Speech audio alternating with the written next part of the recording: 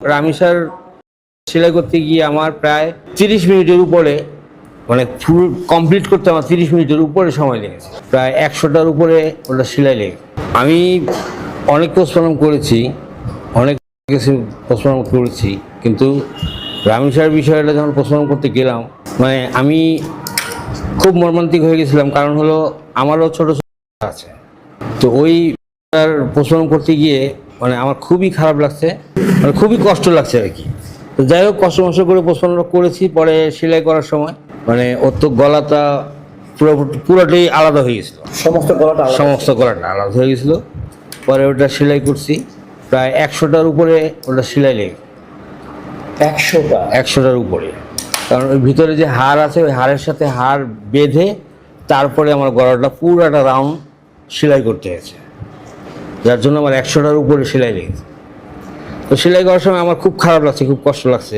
একটা body postmortem করতে আমার ম্যাক্সিমাম 15 থেকে 20 মিনিট সময় লাগে পোস্টমর্টম কমপ্লিট করতে, আর সেলাই করতে আপনার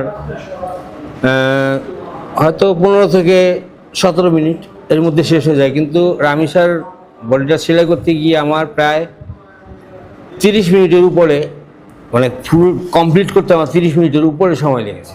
গলা কাটা ছিল, তারপরে এই যে হাতের দুই বগল তলা কাটা ছিল, আলাদা করা ছিল না, মানে সাথে লাগানোই ছিল, মানে আলাদা করার চিন্তা ভাবনা ছিল আর কি, এরকম কিছু একটা।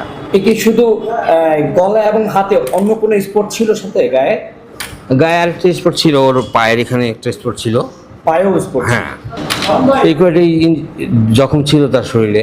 তবে খুব কষ্ট লেগেছে আর কি ওই কাজটা করতে গিয়ে আমার। আমি অনেক পোস্টমর্টম করেছি, কিন্তু এরকম কষ্ট লাগেনি, এরকম খারাপ লাগেনি রামিসার বিষয়ে যেমন কষ্টটা পেয়েছি আমি। তো যার সন্তান হারাইছে সেই জানে যে তার কষ্টটা কত।